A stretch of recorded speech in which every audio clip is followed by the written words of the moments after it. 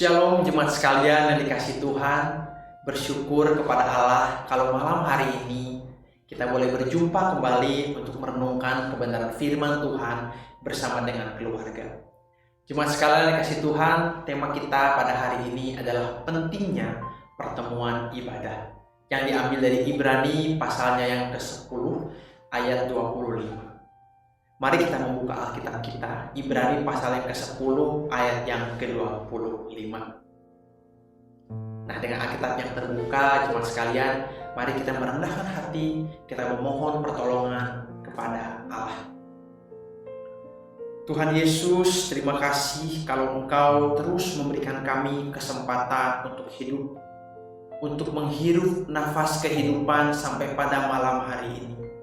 Terima kasih Engkau terus menyertai kami sampai pada detik ini. Kami datang ke hadirat-Mu untuk meminta pertolongan-Mu. Dengan kuasa kudus-Mu kiranya Engkau urapi kami, supaya kami dan keluarga kami bisa mengerti dan memahami firman Tuhan, bahkan menjadi pelaku kebenaran firman Tuhan dalam keseharian kami. Berkati hamba-Mu yang penuh dengan kekurangan ini, supaya Tuhan pakai untuk menyampaikan isi hati Tuhan. Hanya demi nama anak-Mu Tuhan Yesus, kami berdoa mengucap syukur, haleluya, amin. Jemaat sekalian yang dikasihi Tuhan, mari kita membuka Alkitab kita dari Ibrani pasalnya yang ke-10 ayat yang ke-25. Mari kita membacanya bersama-sama. Janganlah kita menjauhkan diri dari pertemuan-pertemuan ibadah kita seperti dibiasakan oleh beberapa orang. Tetapi marilah kita saling menasihati dan semakin giat melakukannya menjelang hari Tuhan yang mendekat. Sekali lagi saya bacakan untuk kita sekalian. Ibrani 10 ayat yang ke-25. Janganlah kita menjauhkan diri dari pertemuan-pertemuan ibadah kita seperti dibiasakan oleh beberapa orang. Tetapi marilah kita saling menasihati dan semakin giat melakukannya menjelang hari Tuhan yang mendekat. Amin. Sedemikian jauh pembacaan firman Tuhan. Jemaat sekalian yang dikasihi Tuhan, firman Tuhan yang tadi baru saja kita baca menjelaskan tentang betapa pentingnya kita sebagai orang percaya untuk menghadiri pertemuan-pertemuan ibadah. Tetapi mari kita bahas lebih lanjut. Sebelum ke bagian tadi, kita melihat dulu seluruh konteksnya. Jemaat sekalian yang dikasihi Tuhan, surat Ibrani ini kebanyakan penafsir tidak begitu yakin siapa penulisnya. Tetapi yang pasti pendengarnya adalah orang-orang Yahudi atau Ibrani yang berbahasa Yunani, di mana kental sekali di dalamnya tentang hal-hal yang berkaitan dengan perjanjian lama yang sangat dipahami oleh orang-orang Yahudi pada waktu itu. Pasal 10 ini kita lihat bagian 19-25 tentang ketekunan.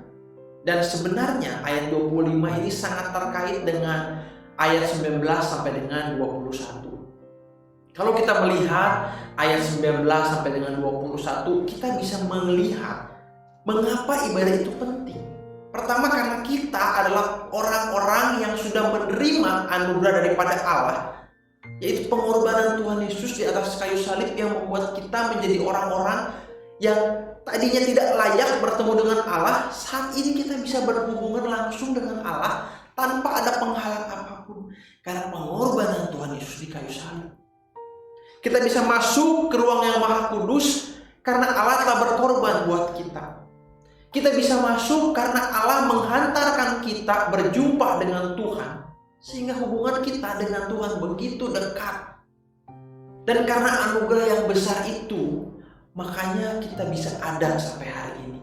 Kita menjadi orang-orang yang percaya. Jemaat sekalian yang dikasihi Tuhan, mengapa kita perlu melakukan ibadah? Karena kita tahu ini adalah satu hal yang penting. Kita adalah orang-orang yang sudah diselamatkan oleh Tuhan. Dan kita perlu melakukan itu semua.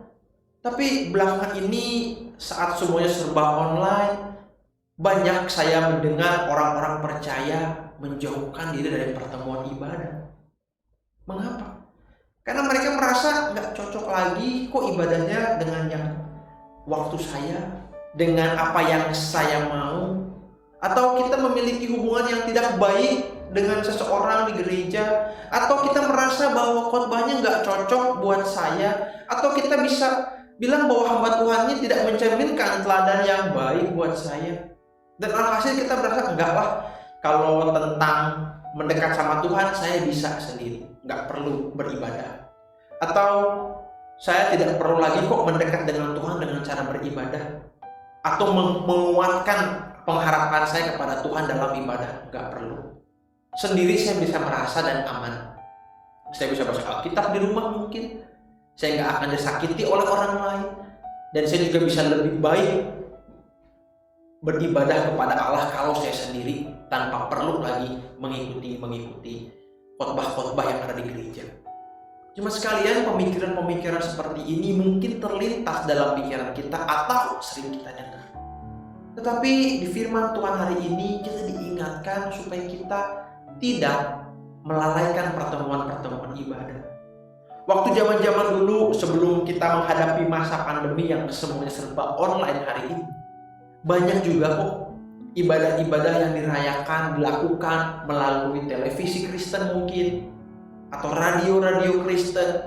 Itu sangat baik, tetapi tidak bisa menggantikan pertemuan-pertemuan ibadah di dalam gedung gereja. Apalagi hari ini memang keadaan yang membuat kita tidak bisa berjumpa di gereja. Bukan berarti kita tidak layak atau seenak-enaknya kita untuk tidak mengikuti pertemuan ibadah. Bukankah Tuhan malah memberikan kita tanda petik suatu kelonggaran, supaya dimanapun kita berada kita bisa menikmati Tuhan langsung tanpa ada terlambat, karena kita bisa langsung buka, tidak ada terlambat. Bahkan kita bisa benar-benar menyiapkan hati kita dengan baik karena semuanya serba online. Tidak perlu lagi macet-macetan, tidak perlu lagi mengeluarkan bensin atau ongkos. Yang penting kita punya kuota internet. Ya bukan, luar biasa bukan? Tapi ternyata hal-hal seperti ini yang semua serba online membuat kita sebagai orang percaya berpikiran sebaliknya. Mungkin kita mulai kendor untuk tidak beribadah. Mungkin seperti orang-orang tadi yang berkata bahwa kayaknya udah di hari Minggu aja atau nanti aja deh, nggak perlu on time banget, besok masih bisa, nanti masih bisa. Jemaat sekalian, sesungguhnya di bagian ini kita boleh melihat betapa pentingnya ibadah. Pertama, karena kita adalah orang-orang yang sudah diselamatkan oleh Tuhan. Yang kedua, supaya kita bisa mendekat kepada Tuhan. Yang ketiga, supaya iman dan pengharapan kita semakin teguh di dalam Tuhan. Dan yang keempat, supaya kita bisa saling mendorong orang untuk melakukan perbuatan baik dan mengasihi. Saudaraku, ayat 25 ini tidak bisa lepas daripada ayat yang ke-24. 25 ini merupakan penjelasan daripada ayat 24, di mana setiap orang percaya itu perlu didorong untuk melakukan kasih dan perbuatan baik. Saudara, sebenarnya ayat yang dipakai kata mendorong ini suatu hal yang sangat, kata yang digunakan sebenarnya bukan seperti mendorong biasa, tapi tanda petik provokator. Saudara, ini bukan kata provokator yang seringkali kita anggap sebagai hal yang negatif, bukan.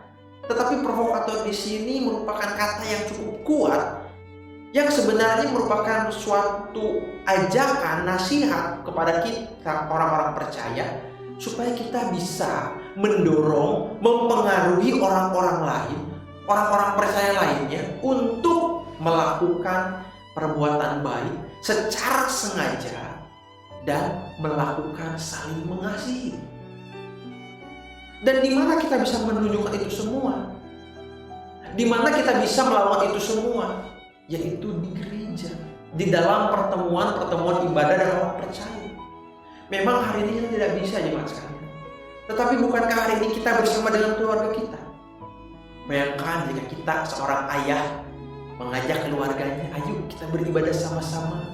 Bukankah di saat itu kita sedang mendorong anak kita, istri kita untuk melakukan yang baik di hadapan Tuhan? Dan kita juga mendorong mereka untuk mengasihi Tuhan lebih lagi, memperhatikan firman Tuhan. Atau kita sebagai seorang ibu yang mengajak juga anak-anaknya, sebagai seorang kakak yang mengajak adik-adiknya, sebagai seorang anak yang menunjukkan juga kepada papa, mama, adik, kakaknya untuk ayo beribadah kepada Tuhan, kita melakukan yang baik. Cuma sekalian, memang kalau nanti kita bisa lagi beribadah dalam gereja, mari kita lakukan ini.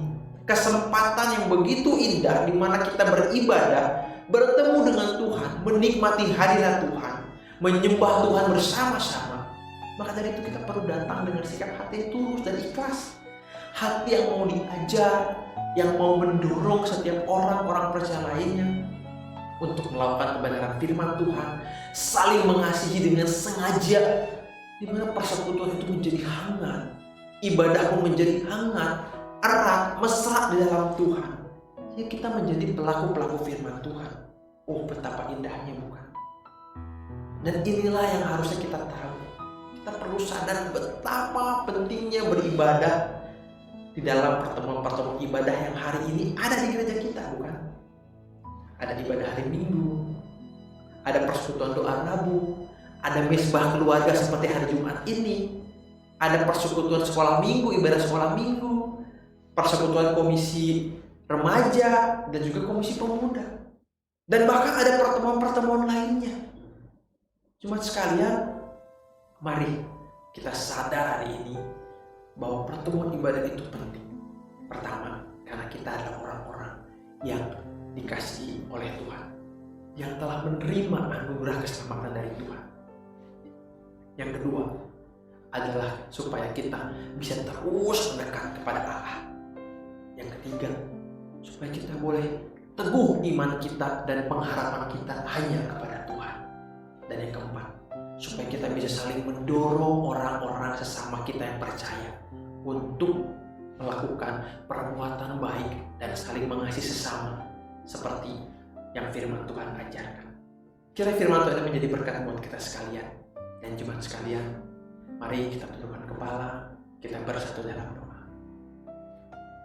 Tuhan Yesus, terima kasih kalau hari ini kami boleh ditegur, diingatkan, disadarkan, dan dihibur oleh firman-Mu, yang mengingatkan kami, yang menyadarkan kami, yang menghiburkan kami bahwa betapa pentingnya ibadah dan melakukan pertemuan-pertemuan ibadah. Tuhan, ampuni dosa-dosa kami. Kalau selama ini di dalam masa-masa yang serba online ini, kami mungkin asal-asalan dalam beribadah. Kami mungkin tidak tepat waktu. Kami juga mungkin mengabaikan. Ampuni dosa-dosa kami. Biarlah kami dan sekeluarga mulai hari ini sampai selama-lamanya bisa terus melakukan firman pertemuan-pertemuan ibadah ini dengan baik sesuai dengan kebenaran firman Tuhan. Sehingga keluarga kami boleh benar-benar semakin percaya dan boleh menjadi berkat. Dan bahkan kami boleh menjadi berkat buat keluarga kami, buat lingkungan sekitar kami, dan buat jemaat di gereja di mana kami berada, yaitu GKI Redo. Terima kasih Bapa, ini doa kami. Dan demi nama anak-Mu Tuhan Yesus, kami bersyukur. Haleluya. Amin. Jemaat sekalian, demikianlah mesbah keluarga pada minggu ini. Kiranya firman Tuhan ini benar-benar menjadi ingatan buat kita. Sampai jumpa di mesbah keluarga minggu depan. Tuhan Yesus memberkati.